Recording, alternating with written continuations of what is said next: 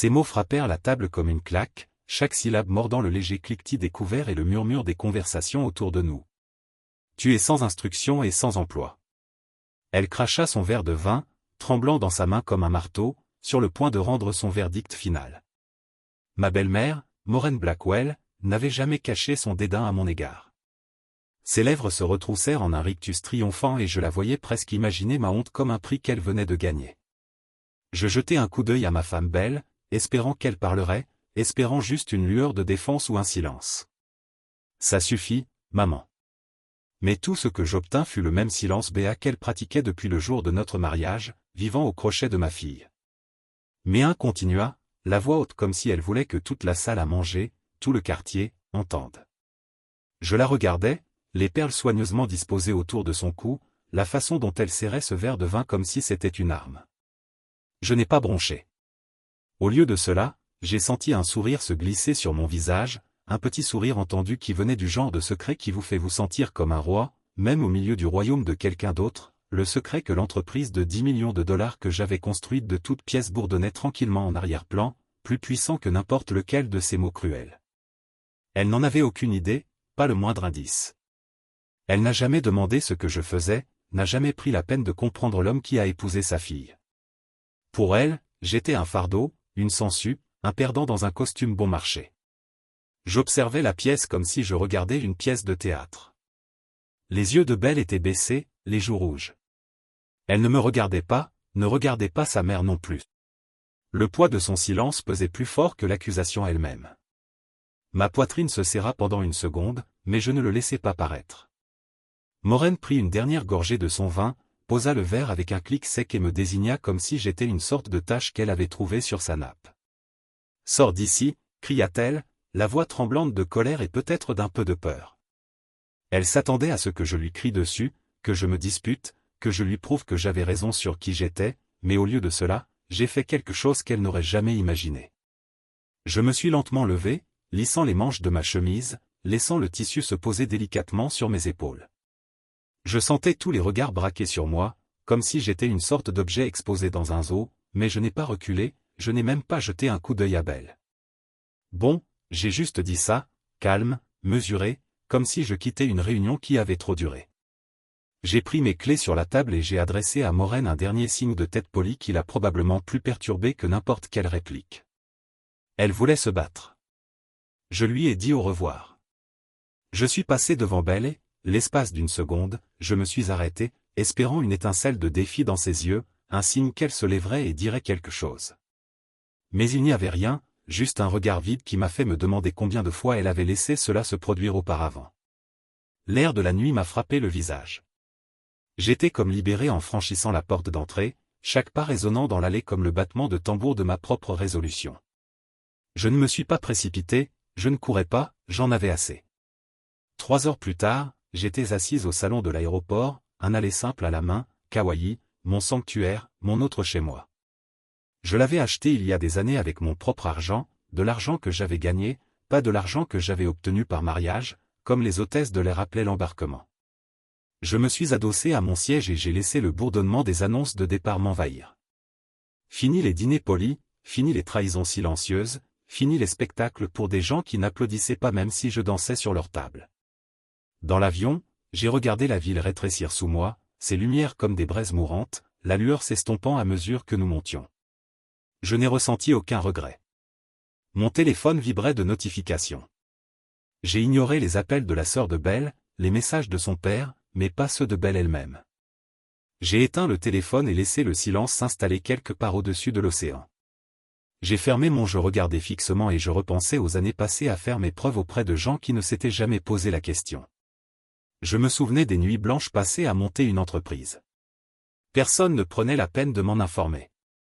Les heures passées à apprendre le code et la stratégie marketing en autodidacte, grâce au Wi-Fi emprunté et aux livres de la bibliothèque. La première fois que j'avais réalisé que mon unique contrat s'était transformé en 5, puis en 20, puis en 100. Les mots de Morin étaient les mêmes depuis des années. Trouve-toi un vrai travail, sois un vrai homme, arrête de nous faire honte. Mais la vérité, c'est qu'elle n'a jamais voulu de gendre. Elle voulait un trophée, et j'en avais assez de faire semblant d'en être un. Alors que les roues de l'avion décollaient de la piste, j'ai laissé ces pensées s'installer dans ma poitrine comme une ancre, mais pas le genre qui vous tire vers le bas, celui qui vous maintient stable dans la tempête. 3 mois plus tard, les appels se succédaient, chaque jour, et chaque fois, je repensais à cette nuit à table, au moment où je m'étais levé, avais ajusté mes manches et dit « OK ». Pas de dispute, pas d'explication. Un simple pas tranquille jusqu'à la porte d'entrée, et à cet instant, j'ai su que j'avais enfin choisi ma personne. Le lycée était un brouillard de néons et de crayons cassés, de gardes nocturnes au restaurant ouvert toute la nuit et d'un sac à dos qui sentait le vieux café. J'arrivais au cours du matin avec des manches tachées de graisse, les yeux mi-clos, espérant que personne ne me remarque. J'avais à peine dormi. L'université était un rêve qui n'avait jamais vraiment trouvé sa place dans ma réalité. Les frais de scolarité étaient un chiffre qui me fixait sur des brochures brillantes, se moquant de moi pour avoir osé croire que je pouvais me les permettre. Au lieu de cela, je travaillais pour tout ce qui était rémunérateur. Je frottais les sols, faisais la vaisselle et empilais des cartons dans des arrière-salles qui sentaient la sueur et la déception. Mais chaque soir, quand le monde était calme, je m'asseyais devant un ordinateur portable emprunté, à la poursuite de tutoriels et d'abonnements d'essai, déterminé à trouver l'avantage que je n'avais jamais eu en classe. La première fois que je suis tombé sur le marketing numérique, c'était grâce à un essai gratuit d'un cours en ligne. Je n'avais pas les moyens. Je l'ai dévoré comme un affamé. Taux de clic, tunnel de conversion, texte de vente, tout cela ressemblait à un langage secret que personne n'avait pensé à m'apprendre. J'ai appris grâce aux playlists YouTube à 2 heures du matin, les yeux brûlants sous l'effort, mais le cœur battant à tout rompre. Je mettais les vidéos en pause, prenais des notes frénétiques dans un carnet fêlé et lançais des campagnes publicitaires bon marché qui échouaient plus souvent qu'elles ne réussissaient. Mais je n'ai pas arrêté. Je n'en avais pas les moyens. Un client venait d'une boulangerie locale dont le site web était bloqué depuis 2009. J'ai proposé de le relooker gratuitement, juste pour le portfolio. Ils ont accepté, probablement par pitié plus qu'autre chose, mais à la fin, leur vente avait doublé. Le bouche à oreille s'est répandu comme du beurre sur du pain chaud. Un client est devenu 3, et 3, 30. Le salon de mon 2 pièces est devenu mon quartier général, des postes ATS au mur, des traces de café partout, mon ordinateur portable perché sur une pile de livres de cuisine parce que je n'avais pas les moyens de m'offrir un vrai bureau. Je travaillais 12 heures par jour. Dans cet espace, la télé était toujours éteinte, les rideaux fermés pour éviter les distractions. Chaque dollar gagné était réinvesti dans l'entreprise. J'ai appris à évoluer. J'ai appris à vendre. J'ai appris à externaliser les tâches que je ne pouvais pas faire moi-même. À 30 ans, je gagnais en un mois ce dont mes beaux-parents se vantaient en un an. Je me souviens du jour où la mère de Belle est venue à l'improviste. Elle a regardé mon appartement encombré, mon empire, déguisé, et a reniflé comme si elle avait marché sur quelque chose d'anormal. « Quand trouveras-tu un vrai travail ?» a-t-elle demandé, les yeux rivés sur les piles de livres et de papier volant au sol. J'ai juste souri et haussé les épaules, la laissant penser ce qu'elle voulait. C'était plus facile comme ça, plus facile de leur faire croire que j'étais un moins que rien que de me battre pour une place à leur table. Je pensais que le silence m'achèterait la paix, que si je cachais mon succès, il me laisserait tranquille. Mais le silence n'achète pas la paix. Il leur donne la permission de continuer à vous manquer de respect. J'ai appris cela. À la dure. Chaque dîner de famille était une épreuve. Une remarque sarcastique par-ci, un commentaire passif, agressif par-là, le chômage. Il murmurait comme si c'était une malédiction. Et la douce et silencieuse Belle, restait assise là, les yeux rivés sur son assiette, espérant que la tempête passerait. Je la regardais et me demandais si elle me voyait seulement. Le vrai moi, l'homme qui payait le loyer et les courses en 2 fois moins de temps, sa mensualité de voiture, l'homme qui construisait tranquillement une entreprise qui aurait pu changer leur vie s'il l'avait laissé faire. Mais je ne les ai jamais corrigés. J'ai laissé leur ignorance me submerger comme la pluie sur un pare-brise, et plus je restais silencieux, plus leur voix devenait forte. Je n'arrêtais pas de penser, peut-être qu'ils me verraient différemment s'ils savaient. Mais quelque chose en moi refusait de leur raconter mon histoire. Ils ne la méritaient pas. Ils ne posaient pas de questions, ils s'en fichaient. Alors je suis resté silencieux et je les ai laissés me définir comme ils le voulaient, un fardeau, une sangsue, le décrocheur sans éducation qui j'ai eu de la chance, j'ai épousé leur fille chérie. Qu'ils pensent ce qu'ils voulaient, qu'ils croient aux mensonges qu'ils avaient inventés, car un jour, je savais que la vérité se tiendrait d'elle-même, haute et inébranlable, et ce jour-là, je serais celui qui tiendrait le micro. Il n'aurait même pas le temps d'applaudir.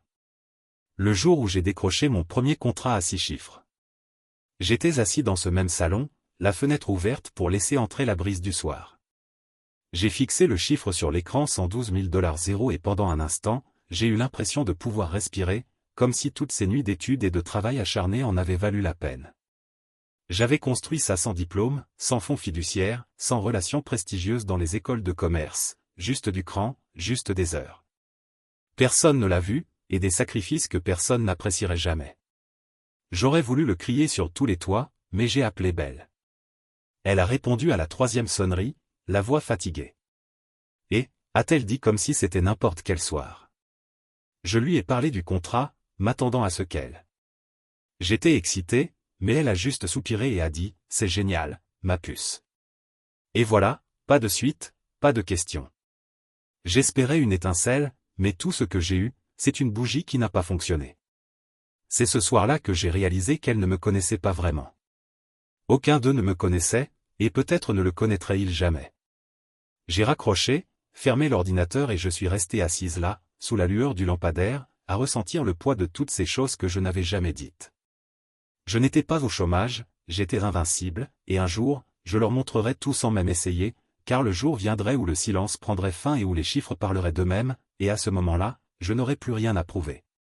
La nuit où tout a explosé a commencé comme n'importe quel autre dîner de famille forcé dans la maison d'enfance de Belle. L'air de cette maison était toujours un peu trop lourd, comme s'il transportait la tension inexprimée qui habitait chaque recoin. Maureen Blackwell avait perfectionné l'art de tout recevoir, des centres de table au vin. À corps mets et vin elle criait la perfection soignée, mais elle ne prenait jamais la peine de cacher son dédain pour moi. Elle avait toujours réussi à me faire sentir comme une intruse dans mon propre mariage, une invitée dans une vie que j'étais censé partager. Son sourire était tranchant comme une lame cachée dans un bouquet de roses. Chaque fois qu'elle me regardait, c'était comme un défi et chaque fois j'essayais de lui sourire en retour, de maintenir la paix, d'éviter d'attiser le feu. Je savais qu'elle allumerait. À la première occasion, nous étions au dessert son moment préféré pour frapper, apparemment tout le monde était détendu, le ventre plein, garde baissée. La table était un rêve d'élégance, porcelaine fine, argenterie étincelante, bougie vacillante d'une lueur chaleureuse qui démentait la froideur que je sentais s'installer. Maureen avait ce regard sur son visage, celui qu'elle arborait avant de bondir. Ses yeux étaient fixés sur moi, ses lèvres tordues dans un sourire qui n'atteignait pas ses yeux. Je me suis préparé à ce qui allait arriver, mais même alors, je n'étais pas prête pour le venin qu'elle a déchaîné. « Tu es juste diplômé du lycée », dit-elle d'une voix sirupeuse, douce, mais tranchante comme du verre. Elle laissa les mots flotter dans l'air, les regardant retomber comme de la poussière. La pièce devint silencieuse, chaque fourchette s'arrêta en plein vol, chaque conversation se tut, comme si le monde lui-même retenait son souffle. Pas de travail, pas d'avenir, pas de classe. Continua-t-elle, chaque mot dégoulinant d'une satisfaction. Elle ne prit pas la peine de se cacher. Elle se pencha en arrière, son verre de vin délicatement perché entre ses doigts comme si c'était un trophée qu'elle avait gagné. Je sentis tous les regards à cette table sur moi, certains curieux, d'autres compatissants, d'autres méprisants. Je regardais Belle, priant pour qu'elle dise quelque chose, qu'elle se lève pour moi, pour nous. Mais elle fixa simplement son assiette, les mains soigneusement jointes sur ses genoux, comme un enfant attendant la permission de parler. Mon estomac se tordit. Ce ne furent pas les mots de Maureen qui me blessèrent le plus profondément, mais le silence de Belle. J'aurais pu me défendre contre Maureen. J'avais répété des répliques dans ma tête des milliers de fois, mais le silence de Belle était une lame que je n'avais jamais vue venir. J'ai jeté un coup d'œil autour de la table, son père, sa sœur, même les amis de la famille qu'ils avaient invités à assister à ce spectacle. Aucun d'entre eux ne me regardait comme un homme, juste un cas de charité, le gars qui a eu la chance d'entrer dans leur famille en épousant la fille qu'il pensait mériter mieux. Mon esprit s'est emballé. J'avais envie de crier pour renverser la table, pour leur rappeler que je n'étais pas celui qui avait besoin d'une aumône, que j'avais construit quelque chose qu'ils ne pouvaient même pas imaginer. Mais les mots sont restés coincés quelque part entre ma poitrine et ma gorge. Une vie à ravaler ma fierté pour maintenir la paix m'avait trop bien entraîné. J'ai pris une profonde inspiration, sentant le poids de ce silence peser sur moi comme sans main. J'ai repoussé ma chaise lentement, les pieds raclant le parquet, avec un bruit qui semblait trop fort, trop définitif. J'ai attrapé mon verre d'eau, j'ai pris une gorgée, comme si c'était le dernier rituel d'un homme sur le point de quitter sa propre exécution. Je l'ai posé, je me suis essuyé la bouche avec une serviette et j'ai regardé Maureen. Ses yeux brillaient de triomphe, comme si elle avait enfin gagné un jeu auquel elle jouait depuis le jour où je l'avais rencontrée. Je lui ai adressé un léger signe de tête. J'ai vu sa confusion vaciller un instant. La plus petite fissure dans son armure. D'accord. J'ai juste dit ça. Pas d'explication, pas de combat, pas d'excuse. J'ai laissé le mot flotter comme un défi. Personne ne s'attendait à ce que je ne lui donne pas la satisfaction d'une crise. Je n'allais pas me défendre devant des gens qui n'avaient jamais voulu me comprendre. Je me suis levé, sentant tous les regards me suivre. Mon cœur battait si fort que j'ai cru qu'il briserait le silence, mais j'ai gardé la tête haute, le pas assuré. Je ne les laisserai pas me voir sursauter à mi-chemin de la porte. J'ai senti le poids de cette maison se soulever de mes épaules. Chaque photo sur les murs, chaque bougie vacillant sur la table, chaque sourire poli qui masquait le dédain, tout cela ressemblait à une prison dont j'avais enfin trouvé la clé. Je ne me suis pas arrêté pour regarder en arrière. Je n'en avais pas besoin. Je savais ce que j'allais trouver, Morin souriant de victoire, la tête de Belle baissée en signe de défaite, et une table pleine de gens qui ne m'avaient jamais demandé qui j'étais vraiment. Je suis sorti dans la nuit, l'air frais frappant mon visage comme un baptême. Je me sentais plus léger que je ne l'avais été depuis des années. Pour la première fois, je ne faisais pas semblant de ne pas essayer d'appartenir à une table qui n'avait jamais voulu de moi là. J'ai descendu l'allée, ma respiration devenant plus facile à chaque pas. Mon téléphone a vibré dans ma poche, un appel de Belle. Je savais que je ne répondrais pas ce soir, pas après ça. La lumière du Porsche vacillait derrière moi, mais je ne me suis pas retourné. Je ne leur devais pas ça. En atteignant la rue, j'ai laissé échapper un souffle que j'avais retenu trop longtemps. La nuit s'étendait devant moi, pleine de possibilités que je n'avais pas osé imaginer. Je ne savais pas où j'irais ni ce qui allait suivre, mais je savais une chose, j'en avais fini. Fini de jouer le rôle qu'ils avaient écrit pour moi. Fini de m'asseoir à une table où ma valeur se mesurait aux lettres après mon nom ou aux chaussures que j'avais aux pieds. J'en avais fini de me taire, fini. D'être petite, je les avais laissés penser que j'étais sans emploi, sans valeur, impuissante. Je les avais laissés croire à leurs propres mensonges, car un jour ils avaient appris la vérité. Et ce jour-là, je n'aurais même pas eu à élever la voix, je n'aurais même pas fait mes valises, je serais simplement sorti de cette maison, laissant tout derrière moi sauf la certitude d'être enfin libre. L'air extérieur était frais sur mon visage, un contraste saisissant avec la tension suffocante qui s'était accumulée dans cette salle à manger comme une mauvaise odeur. Je suis rentré chez moi en silence, mon esprit un tourbillon de pensées qui ne voulait pas se calmer. Une partie de moi se demandait ce que Belle faisait, si elle me courait après, si elle m'appellerait ou m'enverrait un message ou essaierait de réparer ce que sa mère avait cassé. Mais l'autre partie de moi, celle qui attendait ce moment, savait qu'elle ne le ferait pas. Elle resterait là, dans cette salle à manger chic, les yeux baissés, les mains jointes, à souhaiter. J'avais juste ri, comme toujours. Quand je suis rentré à la maison, je n'ai même pas allumé la lumière. J'ai traversé l'obscurité familière, laissant mes mains me guider jusqu'au placard du couloir. Mon passeport était dans le coffre-fort sur l'étagère du haut, là où je l'avais laissé. Je l'ai attrapé, avec mon ordinateur portable et le sac de sport que je gardais toujours en réserve pour les urgences, le même que j'avais emporté lors de mon premier voyage d'affaires, celui qui sentait encore légèrement le café de l'aéroport et l'eau de Cologne bon marché. Je suis resté là une seconde, le poids de tout cela. S'installer ce n'était pas une urgence, c'était une libération. J'ai ouvert mon ordinateur portable et cherché le prochain vol pour Kauai, en première classe, sans escale. Ma main est restée une seconde sur le bouton « Réserver maintenant », mais je n'ai pas hésité. J'ai appuyé sur « Acheter » et j'ai senti un sentiment de calme m'envahir. Je ne fuyais pas, je me choisissais. Ma villa en bord de mer à Hawaï avait été mon espace de travail. Secret pendant des années, l'endroit où les affaires se concluaient, les stratégies naissaient et où je me rappelais que je n'avais pas besoin de leur approbation pour réussir. Maintenant, ce serait mon sanctuaire, un endroit où reconstruire à ma façon. J'ai fermé le sac de sport et traversé la maison une dernière fois. Chaque recoin me semblait un souvenir, le fantôme d'une vie que j'avais dépassée. Le canapé où Belle et moi avons eu notre première vraie dispute. La cuisine où j'avais préparé d'innombrables dîners dans l'espoir de l'impressionner, de la rendre fière. La chambre où le silence s'était installé comme un invité indésirable. Je n'éprouvais pas de tristesse, juste du soulagement. J'ai verrouillé la porte derrière moi et me suis dirigé vers l'aéroport, les lampadaires passant au-dessus de ma tête comme des témoins silencieux de mon exode. Le vol était long, mais le siège en première classe ressemblait à un trône. J'ai commandé une boisson, je n'en avais pas besoin, j'ai regardé par la fenêtre l'immensité du ciel nocturne et j'ai laissé le bourdonnement des moteurs m'endormir dans une étrange paix, quelque part au-dessus du Pacifique. J'ai pensé à Maureen, à son verre de vin levé comme une épée, à son sourire narquois comme une couronne. Je me suis demandé si elle se sentait triomphante maintenant, si elle préparait déjà comment utiliser ma sortie comme preuve qu'elle avait eu raison à mon sujet depuis le début. Laisse-la faire. Elle avait bâti son château sur des suppositions et je la laissais faire. Je lui avais tendu les pierres et le mortier, mais rien de plus. Lorsque l'avion a atterri, l'air chaud et humide m'a frappé comme un accueil chaleureux. Le ciel était strié des premiers rayons du soleil levant, l'horizon se teintant de rose et d'or. Je suis resté un moment sur le tarmac, respirant tout cela. C'était à moi, mon refuge, mon petit coin de paradis. J'ai pris un taxi et donné l'adresse au chauffeur.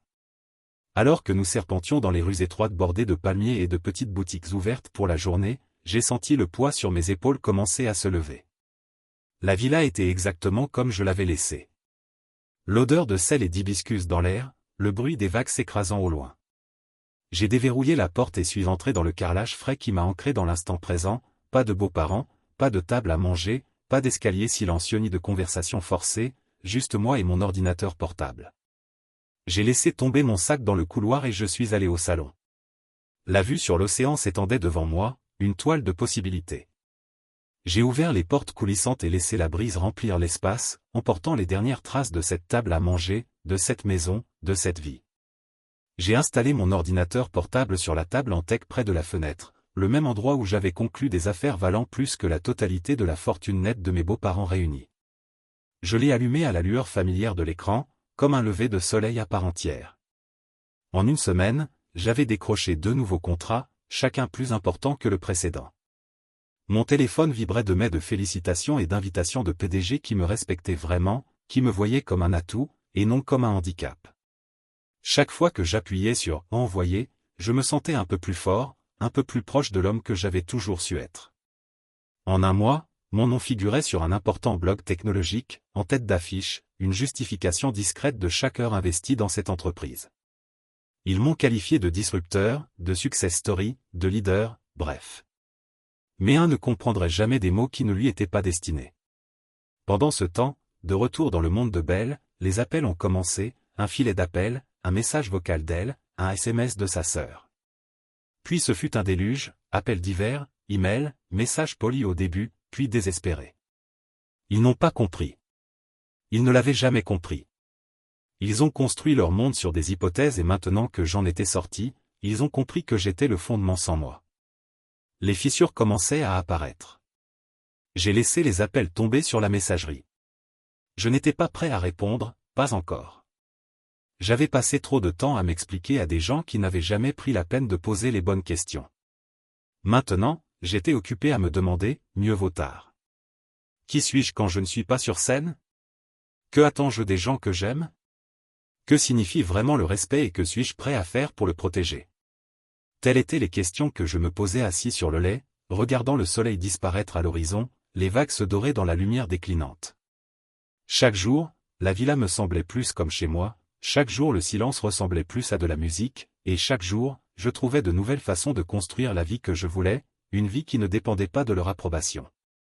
Je pensais fuir, mais je courais en réalité vers quelque chose de réel, quelque chose de mien, et pour la première fois depuis longtemps, je n'avais pas peur de ce que cela pourrait me donner. Le premier message vocal est arrivé un mardi matin. J'étais assis sur l'ordinateur portable du lait de la villa, ouvert, l'océan s'étendant devant moi comme une promesse. Le bruit des vagues était devenu ma nouvelle bande-son, un doux rappel que j'étais enfin chez moi, loin du chaos que j'avais laissé derrière moi. Mais dès que l'écran s'est allumé avec son nom, Biel, j'ai ressenti ce pincement familier dans ma poitrine.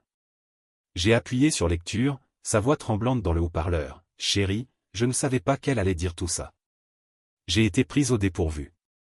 Elle a prononcé ces mots en trébuchant les uns sur les autres, comme s'ils cherchaient à me convaincre. Je la voyais presque debout dans notre vieux téléphone de cuisine, collé à l'oreille, les yeux, le maquillage rouge, maculé de larmes. J'ai laissé le message vocal entrer sans répondre. Mon pouce planait sur le bouton d'appel, mais je n'y arrivais pas. Pas encore.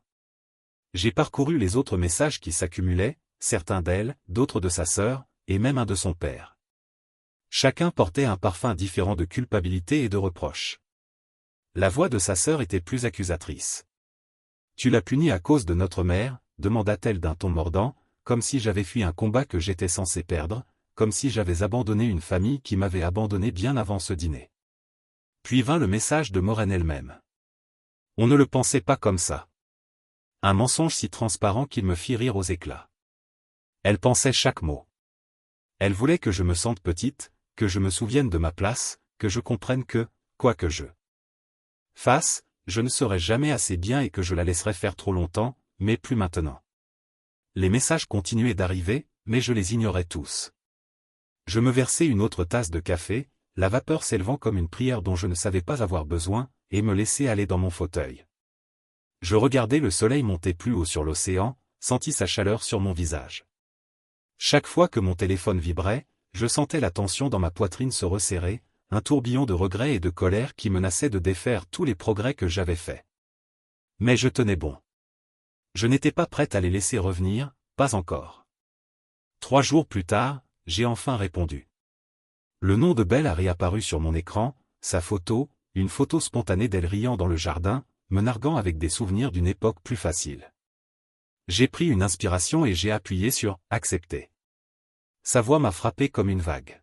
« Pourquoi fais-tu ça ?» a-t-elle demandé, et j'ai pu entendre les larmes dans sa voix. « Pourquoi me punis-tu » Je fermai les yeux, l'air salé emplissant mes poumons. « Parce que, dis-je lentement, choisissant chaque mot comme une arme, tu l'as laissé m'humilier et tu n'as rien dit. » Il y eut un silence. Je l'entendis prendre une inspiration brusque, comme si elle essayait de rassembler son courage pour riposter, « Mais tu ne dis rien non plus. » dit-elle finalement d'une voix faible, comme si elle savait déjà que ce n'était pas suffisant. Je secouai la tête, même si elle ne le voyait pas, j'étais fatigué d'essayer de faire mes preuves auprès de gens qui avaient déjà décidé que je n'étais rien. Dis-je d'une voix ferme. Les mots avaient le goût de la liberté sur ma langue, la vérité que j'avais eu trop peur de dire. Pendant trop longtemps, le silence s'étendit entre nous, un gouffre qui semblait plus large que l'océan nous séparant. Je l'imaginais debout là, le téléphone pressé contre sa joue, le mascara coulant, les lèvres tremblantes. J'avais toujours été celle qui arrangeait les choses, celle qui se plie, qui fait des compromis, qui arrange les choses, mais je ne pouvais plus faire ça.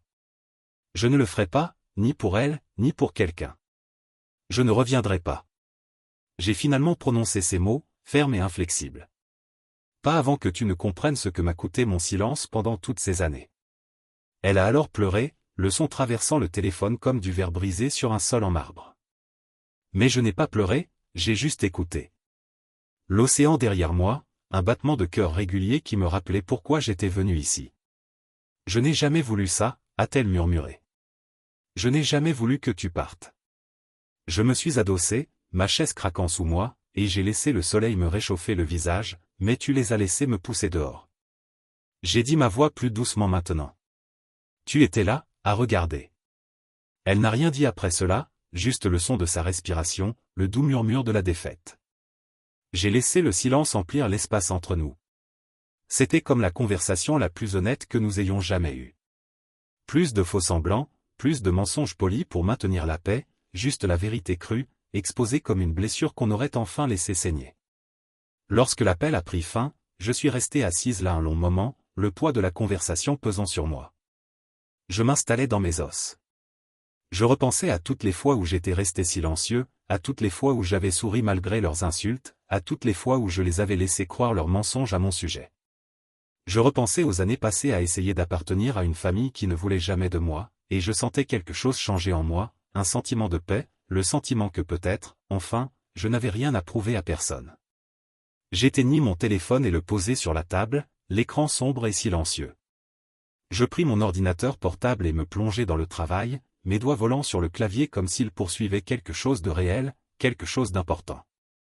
Chaque email que j'envoyais, chaque stratégie que j'élaborais, chaque contrat que je signais, tout cela m'appartenait. Personne ne pouvait me l'enlever, ni Maureen, ni Belle, ni personne. Les appels continuaient d'arriver, mais je ne répondais pas avant d'être prêt. Et même là, je savais que je ne serais plus jamais le même homme qui s'était assis à cette table à dîner, attendant que quelqu'un d'autre le défende. J'avais appris que le silence ne fait pas la paix. C'est juste cela leur donne le temps d'aiguiser leur couteau. Et j'en avais assez de les laisser faire. 3 semaines après mon retour à Hawaï, je me suis réveillé avec un texto du père de Belle qui m'a fait tellement rire que j'ai failli faire tomber mon café. L'anniversaire de Méun approche, reviens et fais-lui une surprise. On aurait dit qu'il avait oublié. La dernière fois que j'ai vu Maureen, elle m'avait pratiquement craché au visage et m'avait traité de bon à rien, comme s'il pensait que tous les dégâts qu'elle avait causés pouvaient être effacés avec un morceau de gâteau et un sourire en coin. J'ai imaginé le dîner d'anniversaire de Maureen, j'ai imaginé son visage quand je suis rentré dans la police, la joie dans ses yeux quand elle a réalisé que j'avais survécu à son venin, et j'ai ri. Il ne savait toujours pas. Il ne savait pas que la villa où je m'étais réfugié était à moi, mais avec l'argent que j'avais gagné à mes propres conditions, de l'argent que j'avais gagné en faisant des nuits blanches, en prenant des risques et en faisant preuve de courage, et non grâce à leur dîner et leurs relations. Ils ne savaient pas que l'investisseur anonyme qui avait payé le nouveau toit de leur église, oui, le même dont Maureen se vantait à chaque instant. Le service, c'était moi. J'avais signé ce chèque après que Belle m'eût dit que sa mère craignait de devoir fermer l'église si les dons n'arrivaient pas. J'avais envoyé l'argent discrètement, sans signature, sans condition, parce que je voulais rester honnête, rester un homme plus important. Ils ont fait l'éloge de cet investisseur dans le bulletin du dimanche. Maureen l'avait qualifié d'ange. Si seulement elle savait. Et la marque de vin qu'il vantait à chaque réunion de famille, celle qu'il trinquait pour célébrer les anniversaires et les promotions. Un de mes clients, un petit élément d'une campagne marketing que j'avais conçue. Ils ignoraient que le code de réduction qu'elle avait partagé avec ses amis du country club avait été créé dans une salle de conférence de ma villa, mon équipe analysant chaque détail pour que cette bouteille soit perçue comme un luxe qu'elle ne pouvait s'offrir sans moi. L'ironie ne m'a pas échappé. J'ai parcouru mon téléphone, lisant les messages du père de Belle, ceux qui trahissaient un étrange mélange de désespoir et d'inconscience. « Tu lui manques » a-t-il écrit. Elle non. Je le pensais vraiment. J'ai failli m'étouffer avec mon café. Elle pensait chaque mot. Elle voulait que je me sente comme si je n'étais pas à ma place, comme si je n'y serais jamais. C'était sa façon de faire, le contrôle par la honte, le pouvoir par l'humiliation. J'ai posé la tasse sur la table et j'ai contemplé l'océan, les vagues déferlantes, comme toujours, constantes et intouchables. J'ai repensé à la façon dont je les avais laissés me définir pendant des années, à la façon dont je me présentais à chaque dîner de famille vêtu de mon plus beau costume, prétendant être reconnaissant d'être là, leur laissant croire que j'étais le chanceux. Je leur avais laissé croire que j'étais au chômage, parce que c'était plus facile que d'expliquer le travail acharné, les risques, les nuits blanches, plus facile que d'étaler les contrats, les factures et les traces numériques d'une entreprise qui avait dépassé l'appartement où je l'avais créée, plus facile que de leur montrer que leur ragot de table n'avait plus aucun pouvoir sur moi. Ils avaient passé des années à me traiter comme un cas de charité, un homme qui était entré par hasard dans la vie de leur fille et s'est accroché parce qu'ils n'avaient rien de lui. Mais la vérité était que j'avais toujours tout ce qu'ils voulaient et que je n'osais jamais atteindre eux-mêmes, la liberté, le contrôle, la capacité de construire quelque chose à partir de rien et de le regarder devenir un empire. Ils pensaient que j'étais fauché, que je reviendrais ramper pour mendier leur acceptation, mais ils ne savaient pas que chaque fois que je m'éloignais de leur table, je montais dans une vie dont ils ne pouvaient même pas rêver. J'ai pensé à retourner pour ce dîner d'anniversaire, juste pour la satisfaction de voir le visage de Maureen quand je me suis arrêté dans la voiture de location. Quand je suis rentré, portant un costume qui coûte plus cher que son lustre de la salle à manger, j'ai imaginé les applaudissements polis, les sourires forcés, la façon dont elle m'offrirait un siège à la table dont elle avait essayé de me garder. Mais ensuite, j'ai imaginé la conversation, la petite conversation, les barbes inévitables cachées derrière chaque compliment, et j'ai senti la bile se lever dans ma gorge.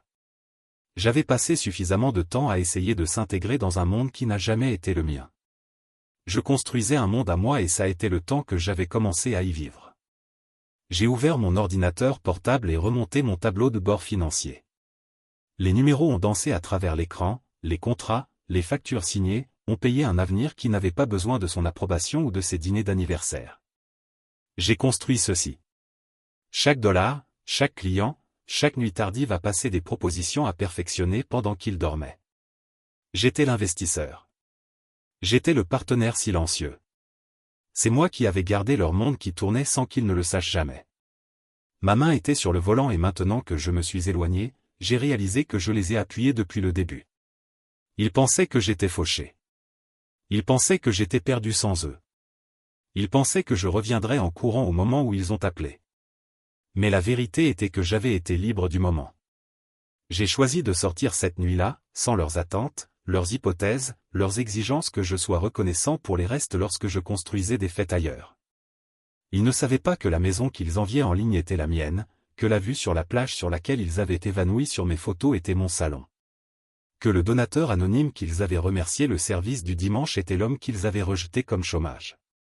Je laisse la pensée s'installer dans ma poitrine comme une encre, me fondant dans une vérité que je connaissais toujours mais que je ne me laisse jamais croire. Je ne leur devais rien, pas mon temps, pas mon argent, pas ma présence à leur table. J'ai fermé l'ordinateur portable et je me suis penché en arrière sur ma chaise, la brise de l'océan emportant les dernières traces de leur emprise sur moi. J'ai gardé mon argent silencieux parce que je pensais que le silence avait acheté la paix. Mais le silence venait de leur donner de l'espace pour me sous-estimer. Et j'avais fini d'être sous-estimé. Mon téléphone a de nouveau bourdonné, un autre message du père de Belle. Elle est désolée, rentre à la maison. J'ai regardé les mots pendant un moment, mon doigt planant sur le bouton de réponse, mais ensuite j'ai posé le téléphone et je me suis levé, étirant mes bras vers le ciel. Le soleil était haut, les vagues appelant et ma vie attendait. Ils pensaient que j'étais fauché, ils pensaient que j'étais impuissant, mais la seule chose que j'ai jamais été était silencieuse. Et maintenant, même le silence ressemblait à un luxe que j'avais gagné. Moi assis au bord du lait, l'océan s'étendant sans cesse devant moi, quand j'ai décidé qu'il était temps de dire ce qui devait être dit. Pendant trop longtemps, je laisserai leur voix me remplir la tête, les coups aigus de Maureen, les silences timides de Belle, même les regards pitié du père et de la sœur de Belle. Chacun d'eux avait façonné une version de moi qui n'existait pas, la sangsue sans emploi, l'homme qui leur devait tout, celui qui devrait être reconnaissant juste d'être toléré. Mais ils n'avaient jamais demandé qui j'étais vraiment et je ne me suis jamais porté volontaire pour les montrer jusqu'à présent. J'ai ouvert mon ordinateur portable et rédigé l'email avec des mains qui ne secouaient pas cette fois. Je me suis adressé à Belle-Myrine, son père, sa sœur et toute autre personne qui s'était déjà assis à cette table et faisait semblant de me connaître. Comme tout le monde était si inquiet, j'ai tapé sur la ligne d'objet, laissant le sarcasme couler à travers chaque frappe. Je m'arrêtai un instant, regardant le curseur clignotant. C'était plus qu'un simple message. C'était la fermeture d'un chapitre que je leur laisse écrire beaucoup trop longtemps. J'ai attaché la fonctionnalité Forbes, celle qui m'a appelé une étoile montante dans le monde du marketing numérique. Celui qui a mis un visage à l'empire que j'avais construit tranquillement, alors qu'il pensait jouer à des jeux vidéo au sous-sol. Ensuite, les états financiers, preuve de mes 10 millions de dollars de bénéfices l'an dernier. Chaque dollar a expliqué l'acte de la villa avec mon nom et mes lettres audacieuses sous le propriétaire. Une note polie mais ferme, je ne suis pas en colère, je n'ai fait que m'expliquer. Je n'ai jamais été sans emploi. J'ai juste arrêté d'essayer d'impressionner les gens qui enracinaient pour que je fasse échouer. Considérez ceci votre désinscription officielle de ma vie. J'ai regardé ces derniers mots, les sentant s'enfoncer. Pendant des années, j'ai essayé de gagner leur approbation avec des sourires polis, en mordant ma langue, en jouant le rôle du gendre reconnaissant qui a toujours demandé des restes. Je laisserai les insultes de Morin me rouler comme de l'eau, me disant que c'était mieux que de commencer une guerre, que Belle serait forcée de médier. Je regardais les yeux de ma propre femme s'éloigner chaque fois que sa mère disait quelque chose de cruel, la regardais se rétrécir en silence au lieu de me défendre, et chaque fois que je me disais que cela ne valait pas le combat, que la paix était plus importante que la fierté. Mais maintenant, assis ici avec les vagues s'écraser contre le rivage, j'ai réalisé que la paix n'était pas réelle. Pas quand cela est venu au prix de qui j'étais, pas quand cela signifiait avaler ma valeur afin qu'ils puissent se sentir grands. J'avais péché. Le message a disparu dans l'éther numérique, emportant avec elle chaque once de mon silence, toutes les excuses que je ne leur devais jamais. Pour la première fois depuis des années, je me sentais léger, comme si j'avais perdu du poids. J'avais traîné derrière moi un poids que je ne savais même pas que je portais. Mon téléphone a bourdonné presque immédiatement. Pas d'appel, de SMS, d'inflo, le nom de Belle clignotant encore et encore. Veuillez m'appeler, nous devons parler. Ce n'est pas juste. Le numéro 2 de Morin. Nous ne voulions pas vous blesser les mensonges, tous. Ils avaient signifié chaque mot à cette table de dîner. Ils voulaient que je me sente petit, et je l'avais fait, mais plus. Je n'ai pas ouvert les messages. Je les laisse s'accumuler chacun, un autre rappel de la vie que je laissais derrière moi. Pendant 2 jours, mon téléphone n'a pas cessé de bourdonner. Chaque notification ressemblait à une morsure de moustique, ennuyeuse mais inoffensive. Je les laisse bourdonner, les laisser mendier, les laisser essayer de réécrire l'histoire. Je viens de fermer. J'ai passé ces jours à travailler, à signer de nouveaux clients, à affiner les stratégies de marketing, à construire un avenir qui n'avait pas de place pour leur approbation. Chaque fois que l'écran s'allumait, je me sentais plus fort. Je ne les connaissais plus. Je ne les connaissais rien. Le 3e jour, les appels ont ralenti, les textes moins, le désespoir se décollant dans le silence. Je les ai imaginés assis autour de cette même table à manger, Maureen avec son verre à vin tremblant, Belle regardant son téléphone, son père essayant de lisser les choses. J'ai imaginé les questions. A-t-il vraiment fait tout ça? Comment pourrions-nous ne pas savoir? Pourquoi n'a-t-il pas dit quelque chose? La réponse était simple, ils n'ont jamais demandé. Et j'ai fini de faire du bénévolat ma vérité aux gens qui ne pouvaient pas le gérer. Je me tenais sur le lait ce soir-là en regardant le soleil s'enfoncer dans la mer, le ciel peint en or et violet. Je pensais à chaque fois que je m'asseyais à cette table, chaque fois que je souriais à travers leur barbe. Chaque fois que je les laisse croire que j'étais moins que ce que j'étais. J'ai pensé aux nuits que j'avais passées à travailler quand ils pensaient perdre du temps, les sacrifices que j'avais faits pour construire quelque chose qu'ils ne comprendraient jamais. Et je me sentais fier, pas d'une manière vantard, mais d'une manière silencieuse et régulière qui vient de savoir que vous avez finalement revendiqué votre propre histoire. Les vagues se sont déroulées, régulières et inflexibles, comme ma propre résolution. J'ai pensé à Belle, à la façon dont elle était restée silencieuse, laissant les paroles de sa mère meurtrissant mon cœur. Peut-être qu'elle n'avait jamais su comment se battre pour moi. Peut-être qu'elle n'aurait jamais voulu. Peut-être qu'elle était tout aussi piégée dans le monde de Maureen que je l'avais été. Mais moi je ne pouvais plus la sauver de ça. Je ne pouvais pas être l'homme qui est resté silencieux pour qu'elle n'ait pas à choisir les côtés. J'avais choisi le mien, et ce n'était pas à cette table. J'ai pris une profonde inspiration et je me suis retourné à l'intérieur. Mon ordinateur portable était assis ouvert sur la table, l'écran brillait toujours de contrats et d'opportunités, mon avenir, mon travail, mon nom sur chaque ligne pointillée. J'ai souri, sentant la vérité s'installer dans mes os. Je n'ai jamais été sans emploi. Je n'ai jamais été impuissant. J'avais été trop silencieux et maintenant que j'avais trouvé ma voie, je n'allais pas le perdre à nouveau. Belle s'est présentée jeudi après-midi humide. Je l'ai vue du lait, sa silhouette, petite dans la toile de fond de l'océan, le genre d'image qui aurait pu être romantique une fois, mais qui se sentait maintenant comme un point d'interrogation. J'avais déjà répondu. Elle se tenait sur le sable, une robe en lin accrochée à ses genoux, le mascara taché sous ses yeux comme une peinture de guerre. Je l'ai regardée se tenir là, incertaine, déplacer son poids de pied à pied, comme si le sol pouvait soudainement s'ouvrir et avaler sa partie de moi se demandait si elle s'attendait à l'accueil d'un héros ou si elle avait même pensé aussi loin. Mais je n'ai pas bougé. Je suis resté sur ma chaise, un ordinateur portable s'est ouvert à côté de moi, le café se refroidissant dans sa tasse. Elle n'a pas frappé ni appelé, elle me regarda juste, les yeux écarquillés et cherchants, et j'ai vu la femme que j'avais épousée, celle que j'aimais suffisamment pour endurer chaque dîner de famille, chaque commentaire sniteux, chaque instant du silence. Lorsque les paroles de sa mère ont frappé comme une gifle, elle a finalement grimpé les marches de la villa, pieds nus et tremblants. Ses mains ont été lancées dans les poings et je me demandais ce qu'elle avait répété sur le vol, quelles excuses elle avait préparées. Mais quand elle a ouvert la bouche, la première chose qu'elle a dit n'était pas des excuses, c'était une question. « Vous ne m'avez pas donné une chance, dit-elle, sa voix, brisant le vent portait ces mots à travers le lait et je les ai sentis s'installer dans ma poitrine comme une pierre. Je n'ai pas bougé. Je l'ai laissé tenez-vous là, laisse ses yeux s'échapper de la table à l'océan, à autre chose que mon visage, parce qu'elle savait. Elle savait qu'elle s'était tenue là et n'avait rien dit.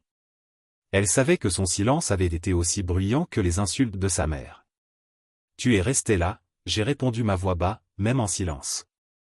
Je n'avais pas besoin de l'élever, je n'avais pas besoin de crier. La vérité était suffisante. Il pendait entre nous, indéniable et inflexible. Elle secoua la tête, une larme glissant sur sa joue, laissant une trace de mascara dans son sillage. Je ne voulais pas provoquer une scène, a-t-elle dit. Comme cela expliquait tout, comme ça faisait bien que j'avais été humilié, pendant qu'elle gardait son siège à la table. Comme elle était plus importante que ma dignité. Peur de moi, mais la peur de ce qu'elle avait perdu, craignant que j'avais construit quelque chose de plus fort que le silence sur lequel elle s'était appuyée. J'étais l'homme auquel tu étais censé te tenir et tu ne pouvais même pas trouver les mots pour dire « c'est suffisant ». Open a ouvert la bouche pour discuter, mais les mots sont morts avant de pouvoir se former. Elle a coulé sur la chaise en face de moi. Ses épaules s'effondront, la tête s'inclina. Pendant longtemps, nous avons juste été assis là, l'océan rugissant derrière nous, comme un témoin qui ne se souciait pas de savoir qui avait raison. Le silence semble être une gentillesse, une tactique de survie, mais chaque mot a été une excuse. A demandé sa voix petit. Pouvons-nous revenir? Je laisse la question pendre là, laissez-la s'installer entre nous comme de la fumée. J'ai pensé à chaque fois que je m'assis à cette table de dîner, chaque fois que je sentais sa main s'éloigner de la mienne sous la table, chaque fois que ses yeux s'étaient dus à sa mère au lieu de moi. J'ai pensé aux années que j'avais passées à me faire prouver à des gens qui n'avaient jamais demandé qui j'étais vraiment, et j'ai réalisé que je ne pouvais pas retourner, pas à cet homme, pas à ce silence, pas à cette table. J'ai secoué la tête, lent et délibéré. Je ne sais pas, dis-je, parce que c'était la vérité. Je ne savais pas si elle pouvait être la femme dont j'avais besoin, celle qui me soutenait au lieu de se rétrécir en arrière-plan. Je ne savais pas si je pouvais être l'homme qui m'avait finalement trouvé le silence dans cette vie-là, avec l'océan comme voix sonore, avec mon entreprise qui était en train de s'effondrer et de faire finalement à mon cœur. Je n'étais pas sûr que j'abandonne à nouveau.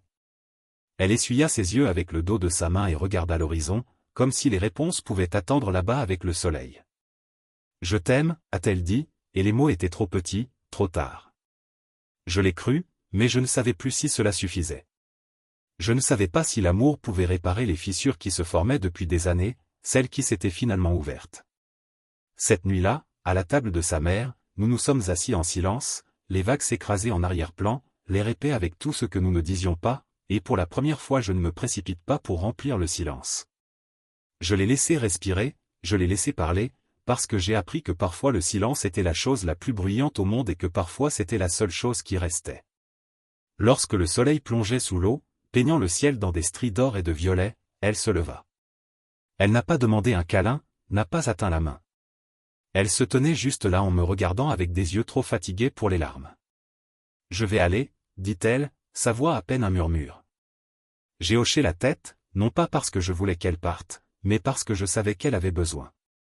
Elle se tourna et descendit les marches, ses pieds nus, laissant Prince dans le sable que la marée effacerait bientôt. Je l'ai regardé partir, ma poitrine serrée mais mon esprit clair.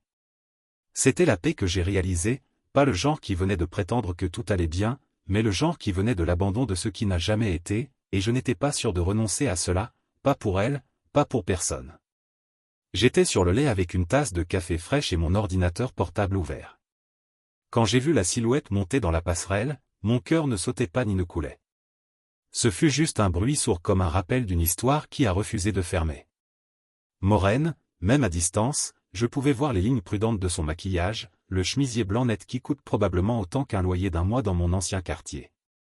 Elle tenait un panier cadeau, des sourires artificiels tissés dans une pellicule plastique, le genre d'excuses qui ont essayé d'acheter le pardon. Je n'ai pas déménagé de ma chaise.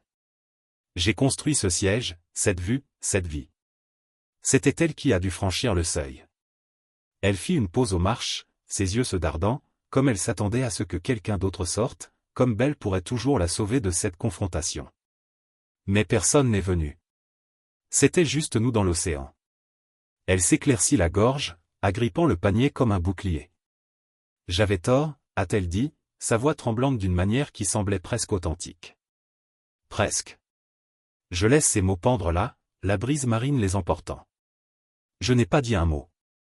Je voulais qu'elle ressente le silence, le même silence qu'elle laissait se transmettre entre moi et sa fille pendant des années, le silence qui avait pourri les racines d'un mariage qu'elle n'avait jamais vraiment respecté. Elle se déplaça les doigts, ramassant la pellicule plastique. Je ne savais pas, elle balbutia, les yeux rencontrant enfin le mien. Je ne savais pas que tu le ferais. Elle a cessé de chercher le mot succéder, a survécu, ce qui lui a prouvé tort. J'ai presque ri, mais le son est resté dans ma gorge.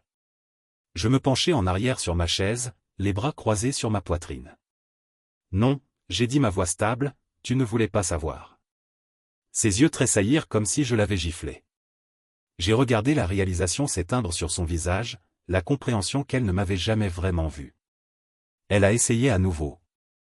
Pouvons-nous parler à l'intérieur, a-t-elle demandé, regardant nerveusement son épaule, comme si l'on avait peur que quelqu'un la voie ici sur mon porche, admettant qu'elle avait eu tort. J'ai secoué la tête. Eh bien, parlez ici. Dis-je en hochant la tête sur la chaise en osier en face de moi. L'océan était mon témoin. Je voulais que sa voix cela, voulais que ça me tient stable. Si ses paroles tentaient de me déloger, elle hésita, puis s'assit en plaçant le panier sur la table comme une offre de paix. Je ne l'ai pas touché. J'avais tort. Répéta-t-elle, ses mains qui sonnent sur ses genoux. J'étais en colère. Cette nuit-là, j'ai dit des choses que je ne devrais pas avoir. J'ai incliné ma tête, l'étudier. Non, je l'ai encore dit, lent et délibéré. Vous avez dit exactement ce que vous vouliez dire. Vous ne vous attendiez tout simplement pas à ce que je laisse ses lèvres en séparation, mais aucun mot n'est sorti. Elle cligna des yeux, les yeux brillants, mais je ne me sentais pas désolé pour elle. J'avais transporté trop de ses larmes trempées, trop de ses excuses en arrière, pas cette fois. Elle a atteint le panier, comme si cela pourrait lui donner du courage. Je pensais qu'elle avait commencé, mais je l'ai coupée. Tu pensais que je resterais silencieux. J'ai dit que ma voix montait juste assez pour reporter les vagues. Vous pensiez continuer à me présenter à ces dîners, à prendre vos insultes avec le sourire. Vous pensiez continuer à jouer le rôle que vous avez écrit pour moi. Je me penchai en avant, les coudes sur mes genoux, fixant droit dans ses yeux. Tu n'as jamais pensé me lever et m'éloigner, elle tressaillit, ses doigts se resserrant sur la poignée. Je ne savais pas, chuchota-t-elle, sa voix craquant. Je ne savais pas que tu avais construit tout ça. Elle a fait un geste faiblement à la villa, la vie que j'avais sculptée dans l'espace qu'elle avait toujours affirmé que je ne méritais pas. Je ne savais pas que tu l'avais en toi. J'ai ri alors, un son net et sans humour qui l'a fait sauter. Bien sûr que vous ne l'avez pas fait, ai-je dit. Vous n'avez jamais demandé, vous ne vous en souciez jamais. Vous n'avez vu que ce que vous vouliez voir, un homme qui n'a pas mesuré, qui avait besoin de la famille de votre fille pour survivre. Ses larmes sont venues puis glissaient sur ses joues comme une réflexion après coup. Je l'ai laissé pleurer. Laissez-la ressentir le poids de chaque insulte, chaque regard latéral, chaque table de dîner où j'avais été la punk clean. Elle renifla et essuya les yeux avec le dos de sa main tachant son mascara. Pouvons-nous être à nouveau de la famille, a-t-elle demandé, sa voix petite, fragile. Je me penchai en arrière sur ma chaise, croisant mes bras, la brise de l'océan fraîche contre ma peau. La famille ne se parle pas comme tu me parles, dis-je, chaque mot son propre marteau. La famille ne se tient pas en place pendant que quelqu'un qui aime est humilié. Elle ouvrit la bouche pour protester, mais j'ai levé la main. Non, j'ai dit, écoutez-moi. Cette nuit-là, à ta table, tu m'as montré exactement qui tu es et tu m'as montré qui je suis pour toi personne.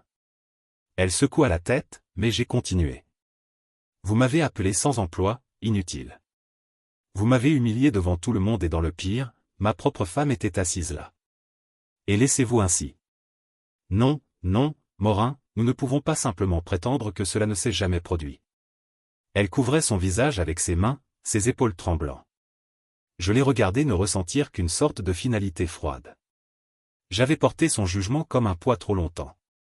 Laissez-la porter sa propre culpabilité maintenant. Je suis désolé, a-t-elle sangloté. Je suis vraiment, soupirai-je, le son perdu dans l'accident des vagues. Je sais, dis-je, mais tu es désolé ne change pas ce que tu as fait ni qui tu es. Je me tenais alors, repoussant ma chaise et la regardant vers le bas. Vous pouvez emporter le panier avec vous, dis-je, hochant la tête à sa mariée. Je n'en ai pas besoin. Elle me leva les yeux rouges et plaidants, s'il vous plaît. Elle chuchota juste, mais j'ai secoué la tête. Non, j'ai dit ma voix ferme. Je ne vous dois rien, pas une explication, pas le pardon, pas un siège à ma table. Elle ouvrit la bouche, mais aucun mot n'est venu. Je me tournai et entra à l'intérieur, la laissant sur le porche avec son panier et ses larmes et ses excuses. Qui est venu trop tard? À l'intérieur. Je me tenais à la fenêtre en la regardant s'asseoir là, le soleil se couchant derrière elle en jetant de longues ombres sur le pont. Je me demandais si elle me verrait enfin pour qui j'étais, ou si elle verrait toujours l'homme qu'elle avait décidé que j'étais il y a toutes ces années. Je me demandais si elle comprenait jamais que le silence sur lequel elle avait compté était terminé. Au moment où j'ai choisi de partir et j'ai réalisé que cela n'avait pas d'importance, j'avais construit une vie sans son approbation, une vie qui n'avait pas besoin de sa bénédiction, une vie. C'était à moi. Elle se tenait après quelques minutes, le panier qui se balançait de sa main comme un fardeau qu'elle n'était pas sûre qu'elle voulait porter.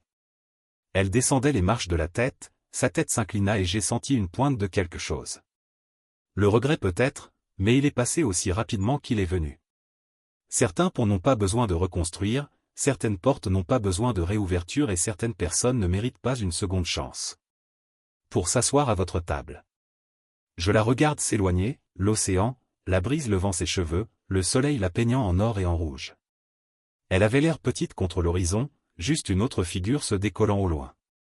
Je me suis détourné de la fenêtre, la villa, calme autour de moi, le bourdonnement de mon ordinateur portable, un rappel constant de la vie que j'avais construite par moi-même.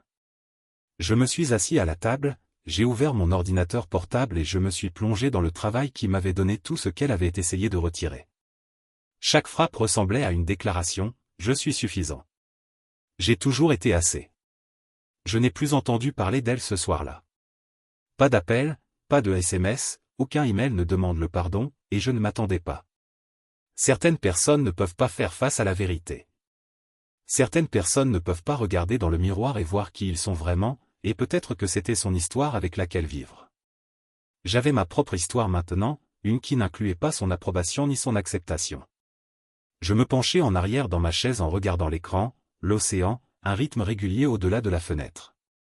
Pour la première fois depuis des années, je me suis senti libre, libre de son jugement, libre de leurs attentes, libre de la nécessité de m'expliquer à des gens qui ne m'ont jamais vraiment vu.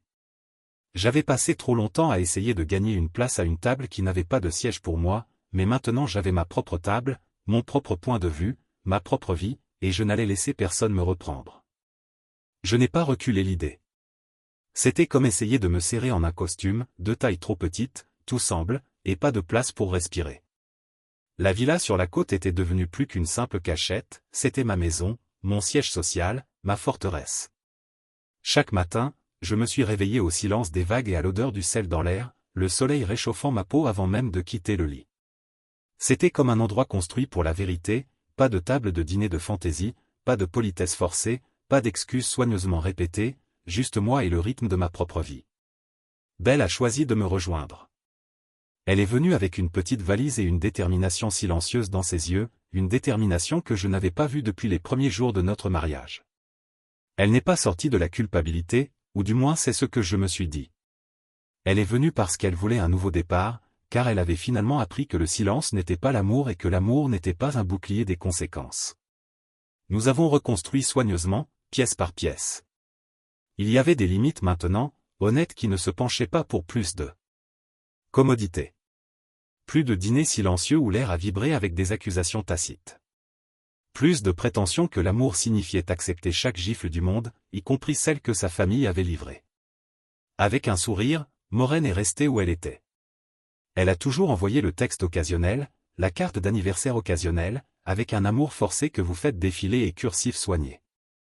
Cela ressemblait toujours à un test, mais je n'ai pas répondu. J'avais appris que certains ponts brûlent si complètement qu'ils ne laissent que des cendres derrière, et c'est bien. Je n'avais plus besoin d'elle à ma table. Je n'avais pas du tout besoin d'elle. Belle l'a compris maintenant. Elle ne m'a pas demandé de pardonner. Maureen ne m'a pas supplié de revenir au giron familial. Elle a respecté la distance que j'avais construite et à cet égard, j'ai finalement trouvé le partenaire dont j'avais toujours besoin. L'entreprise a grandi comme une chose vivante, ses racines s'étendant plus loin que je n'en ai jamais rêvé. J'ai embauché une équipe, construit un programme de mentorat pour les lycéens qui n'avaient jamais eu de chance au collège. Chaque semaine, je reçois des lettres d'enfants qui me rappelaient moi-même, scrappy, négligé, mais débordant de potentiel. Je leur ai appris ce que personne ne m'avait appris, que votre valeur n'est pas décidée par un diplôme ou une invitation à table. Il est décidé par le travail que vous êtes prêt à faire et par l'intégrité que vous apportez à la mouture. Ces lettres, ces histoires. Ils m'ont rappelé que la douleur que j'avais transportée toutes ces années n'avait pas été gaspillée. Il était devenu quelque chose qui nourrissait les autres. Parfois, les après-midi tranquilles, j'attraperais Belle me regarder de l'autre côté de la pièce. Il y aurait une douceur dans son regard, une sorte de merveille qu'elle ne s'était peut-être jamais autorisée à ressentir auparavant, et dans ces moments, je lui sourire, non pas parce que j'avais besoin de son approbation, mais parce que je voulais partager la vie que j'ai construite avec quelqu'un qui m'a finalement vu. Nous nous asseyions sur le lait ensemble, nos genoux se brossant, nos doigts se sont empêchés et regardaient le soleil plonger sous l'horizon, comme il l'avait toujours fait, comme il le ferait toujours. Nous n'avons pas parlé de Maureen ou des dîners familiaux ou des excuses qui étaient venues trop tard. Nous n'en avions pas besoin. Nous avions dit tout ce qui devait dire. La nuit où je suis parti. J'avais appris que la paix n'est pas toujours trouvée pour prouver le bien. Parfois, la paix se trouve en sachant que vous n'avez jamais eu besoin de leur permission pour commencer. C'est ce que la villa m'a appris. C'est ce que l'océan chuchotait chaque matin lorsque la marée a roulé. Peu importe combien de fois ils ont essayé de me peindre en tant que méchant, l'échec, le fou sans emploi. Je savais qui j'étais maintenant. J'étais l'homme qui s'était éloigné de la table qu'il m'était fixée et que j'ai construit l'un des miens. Maureen pensait toujours qu'elle pouvait retrouver son chemin avec des cadeaux et des excuses timides, mais je savais mieux. Elle avait fait son choix quand elle avait laissé ses mots m'ouvrir cette nuit-là, et elle avait fait son choix chaque fois qu'elle regardait Belle se rétrécir dans le silence au lieu de nous défendre. Je ne pouvais pas inconnu les choses qu'elle avait dites et je ne prétendais pas qu'il n'avait pas laissé de marque. Mais je n'ai plus porté ce poids. Je l'avais laissé sur cette salle à manger. La nuit où je me suis levé et j'ai dit, d'accord, la paix a une vue. Le mien ressemble au lever du soleil sur l'océan. Les courriels de clients qui respectent mon travail, les enfants qui me disent que je suis la raison pour laquelle ils croient en eux-mêmes. Il ressemble à Belle, ses cheveux se sont emmêlés du vent, son sourire, timide mais réel, enfin sans cesse la marée entre, je me souviens de l'homme.